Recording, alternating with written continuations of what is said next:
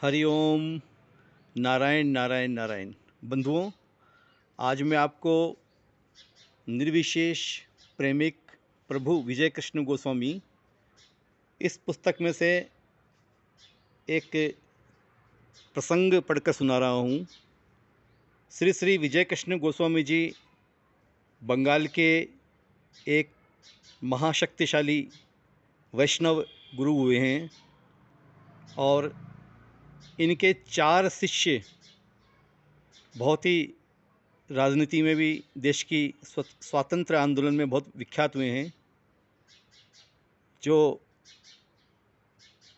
स्वातंत्र आंदोलन में प्रख्यात लाल बाल पाल, इस प्रकार जो एक कहा जाता था। लाल माने लाला लाजपत राय, बाल माने बाल गंगाधर तिलक और पाल, तो ये जो पाल थे ये इनके शिष्य थे। और भी आध्यात्मिक क्षेत्र में तो बहुत ही महान इनके शिष्य, पूरी एक श्रृंखला हो चुकी है। इनकी एक पुस्तक है ये, इसमें से मैं आपको एक प्रसंग सुनाता हूँ।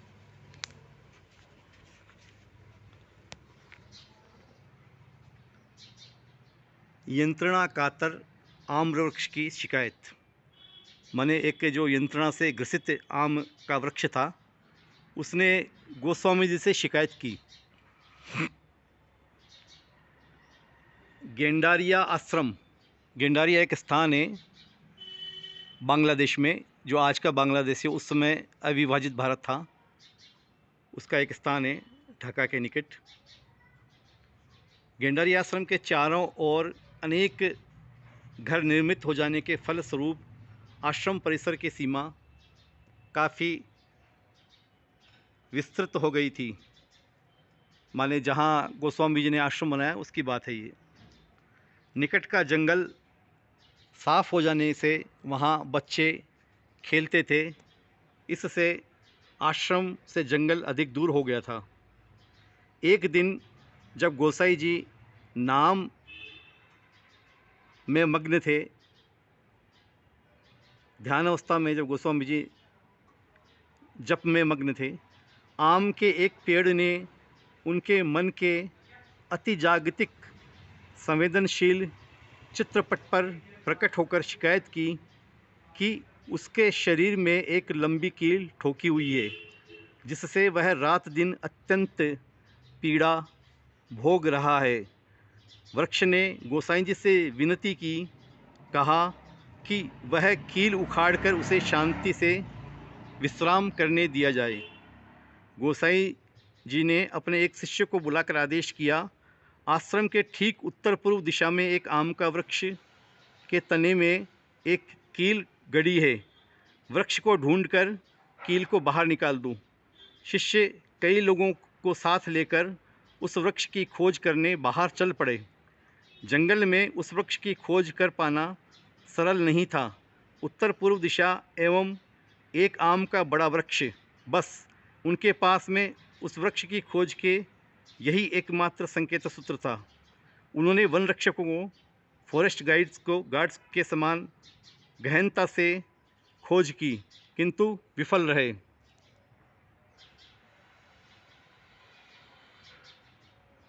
कुछ ही समय में यह खबर फैल गई।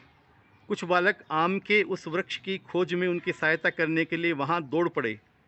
बालकों ने आकर बताया, कई दिन पहले उन्हीं लोगों ने नाम ब्रह्म का पट अर्थात एक बैनर जिसमें भगवान के नाम और भगवान के मंत्र ऐसा लिखा हुआ हो, इस प्रकार वो भगवान का नाम लिखा हुआ एक फलक माने एक चित्रपट था।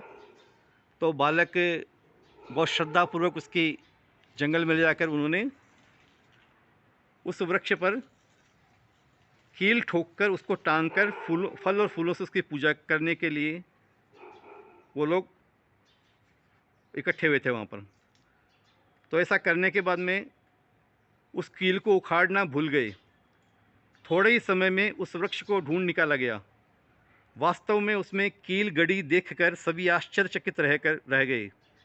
कील निकालने से गोसाई जी की पीड़ा भी शांत हो गई। तब वे शांति से बैठ गए। अब गोसाई जी से प्रश्नोत्तर करने की शिष्यों की बारी थी। उनका प्रथम प्रश्न था, आपको कैसे पता लगा कि वहाँ कील गड़ी हुई है? गोसाई जी उत्तर में बोले, वृक्ष ने स्वयं ही मुझसे बताया था। वह मर्मांतक ध्वनि और वृक्ष का दृश्य उत्तर पूर्व दिशा से आए थे। अवाक रह गए शिष्यों की ओर देखकर गोसाई जी बोले, यह मत मान लेना कि वृक्षों में अपनी इंद्रियगत अनुभूति नहीं होती। उन्हें कष्ट और आनंद के अनुभव, संवेदना और सहनशीलता की तरह ही भय की भी अनुभूति होती है। मात्र उनको व्यक्त करने के समुचित माध्यम नहीं होते, किंतु वे अतीन्द्रिय अनुभूति की तरंग रूप में प्रसारित करते हैं। अतीन्द्रिय अनुभूति को वो अपने तरंग के रूप में प्रसारित करते हैं एवं अतीन्द्रिय क्षमता रखने वाले व्यक्ति उसको ग्रहण करते हैं। मात्र कुछ ही वर्षों के पश्चात सर जगदीश चंद्र बसु ने एक विद्युत चुंबकीय यंत्र के द्वारा इसे वास्तव में सत्य प्रमाणित कर दिया था। आचार्य सतीश चंद्र मुखर्जी ने जगदीश चंद्र बसु महाशय को श्री श्री सद्गुरु संघ ग्रंथ की एक प्रतिलिपि प्रदान की थी, जिसमें यह लिखा है कि गोसाई जी बार बार बोल रहे हैं कि वृक्षों में अनुभूति होती है और वे अपनी अनुभूति का आदान प्रदान कर सकते हैं। बहुत बार उन्होंने इसके प्रमाण भी दिए थे। सर जगदीश चंद्र बसु इस विवादित विषय पर विस्तृत रूप से चर्चा करने ब्रह्मचारी कुलदानंद के पास आए थे। ये ब्रह्मचारी कुलदानंद जी विजय कृष्ण गोस्वामी जी के प्रमुख शिष्य थे।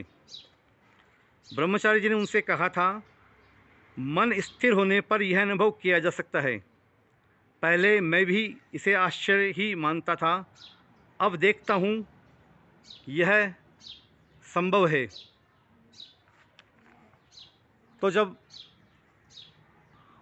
इन चीज़ों के प्रति स्थिर होता है, संवेदनशील होता है और एक विशेष अवस्था हमारी पहुंचती है। कैसी अवस्था? कि जब हम सभी प्राणियों का, वनस्पति का एक उनके साथ में तादात्म्य हमारे मन का होता है। हम उनसे वार्तालाप करते हैं, उनके दुख कष्टों को समझते हैं, उनके प्रति ध्यान देते हैं। तब यह स्थिति आ जाती है कि किसी भी प्राणी को कोई कष्ट होता है तो वो जो तरंगे प्रसारित करता है, वो तरंगे ऐसा व्यक्ति ग्रहण कर सकता है और उसको तुरंत पता लग जाता है कि किस प्राणी को क्या कष्ट है। प्राणी बोल नहीं पाता है, किंतु उसको देखकर ही और कभी कभी बिना देखे दूर से भी वो समझ पाता है कि किसी प्राणी को कहाँ पर क्या कष्ट है। हरिओम। नारायण नारायण। पर्यावरण समिति चतुर्ग मार्ग मध्य क्षेत्रम मुरलीपुरा जयपुर यही प्रयास कर रही है कि क्षेत्र के अंदर सभी प्राणियों के प्रति एक संवेदना हो, उनके प्रति प्रेम का भाव हो, मित्रता का भाव हो, सब प्राणियों की रक्षा हो, पर्यावरण पवित्र बने, वृक्षों की, सभी प्रकार के वृक्षों की क्षेत्र के अंदर शोभा देखने को मिले, हरितिमा चारों ओर फैल जाए, सब प्रसन्न हो। बस यही पर्यावरण समिति चतुर्ग मार्ग मध्य क्षेत्रम का उद्देश्य है। इसी उद्देश्य की पूर्ति के लिए कुछ मित्रगण मिलकर विगत 2 वर्षों से प्रयत्न कर रहे हैं। आपका उन कार्यों में सहयोग अति आवश्यक है। नारायण नारायण नारायण। हरे कृष्ण हरे कृष्ण।